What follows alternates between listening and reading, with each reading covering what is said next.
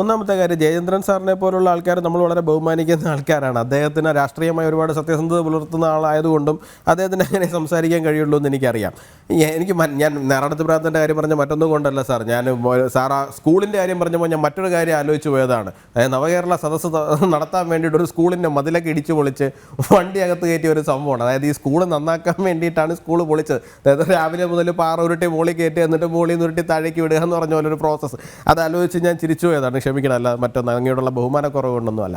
ഒന്ന് അത്. രണ്ടാമത്തെ കാര്യം എന്ന് പറഞ്ഞു കഴിഞ്ഞാൽ ഇവർ ഈ കാസർഗോഡ് മുതൽ കേരളം തിരുവനന്തപുരം വരെ നടത്തിയത് ഈ പറയുന്ന ജനങ്ങളെ ബോധിപ്പിക്കാനാണ് കേന്ദ്രത്തിൻ്റെ ഭാഗത്തു നിന്നുള്ള അവഗണന എന്ന് പറയുന്നുണ്ട്. എന്താണ് കേന്ദ്രത്തിൻ്റെ ഭാഗത്തു നിന്നുള്ള അവഗണന എന്ന് എനിക്ക് മനസ്സിലാകുന്നില്ല.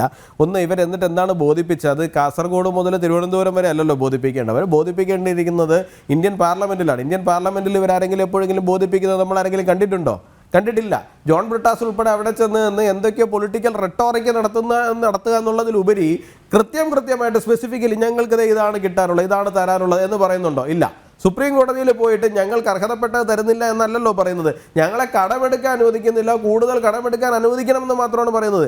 ഞാൻ മനസ്സിലാക്കുന്നിടത്തോളം ഇന്ത്യയിലെ എല്ലാ സംസ്ഥാനങ്ങളോടും 3% മാത്രമാണ് കടമെടുക്കാൻ പറഞ്ഞിട്ടുള്ളത്. ഒരു 0.5 മറ്റ് ചില മാനദണ്ഡങ്ങൾ പറഞ്ഞിട്ടുണ്ട് പവർ സെക്ടറുമായിട്ട് ബന്ധപ്പെട്ട്. അത് മീറ്റ് ചെയ്യുകയാണെന്നുണ്ടെങ്കിൽ ആ 0.5 എടുത്തോളം പറഞ്ഞിട്ടുണ്ട്. ഇത് ഇന്ത്യയിലെ എല്ലാ സംസ്ഥാനങ്ങൾക്കും ഒരുപോലെയാണ്, അല്ലാണ്ട് കേരളത്തിനോട് മാത്രമായിട്ട് പറഞ്ഞിട്ടുള്ള ഒരു കാര്യമല്ല.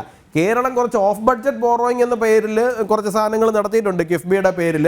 അതൊരു തട്ടിപ്പായിരുന്നു എന്ന് പിന്നീട് മനസ്സിലായപ്പോൾ അതുകൊണ്ട് ആ തുക പിന്നീടൊരു കാലത്തേക്ക് അഡ്ജസ്റ്റ് ചെയ്തു. സുപ്രീം കോടതി ഇപ്പോൾ എന്താണ്, അത് കേസ് ഫയലിലെങ്കിലും പ്രോപ്പറായിട്ട് സ്വീകരിക്കാൻ സുപ്രീം കോടതി തയ്യാറായിട്ടുണ്ടോ? ഇല്ല. സുപ്രീം കോടതി കേന്ദ്രത്തോട് പറയുന്നത് എന്താണ്? എന്തെങ്കിലും ഒന്ന് ബെയിൽ ഔട്ട് ചെയ്യൂ, ഒരു ബെയിൽ ഔട്ട് പ്ലാൻ കൊടുക്കാനാണ് പറയുന്നത്, അല്ലാണ്ട് അവർക്ക് അർഹതയുണ്ടെന്നല്ല പറയുന്നത്. ഒരു ബെയിൽ ഔട്ട് പ്ലാൻ കൊടുക്കാൻ മാത്രമാണ് സുപ്രീം കോടതി പറയുന്നത്. അതായത് നിങ്ങൾ ഇപ്പോൾ ഒരു 5000 കോടി വല്ലതും കടമെടുക്കാൻ കൊടുത്തതിന് ശേഷം അടുത്ത വർഷം അത് അഡ്ജസ്റ്റ് ചെയ്യുന്ന തലത്തിലേക്ക് കാര്യങ്ങൾ കൊണ്ടുപോകുന്നു മാത്രമാണ് സുപ്രീം കോടതി പറയുന്നത്. അല്ലാണ്ട് ഇത് ഇവർക്ക് അർഹതപ്പെട്ടതാണ് കൊടുക്കുമെന്ന് സുപ്രീം കോടതി പറയുന്ന ഒരു വരിയെങ്കിലും എവിടെയെങ്കിലും കാണിച്ചു തരാൻ കഴിയുമോ? ഇല്ല. അപ്പോൾ ഇതാണ് അവസ്ഥ. അപ്പോൾ വെറുതെ എനിക്ക് സാറിന് പൊസിഷൻ മനസ്സിലാവും. I am sorry.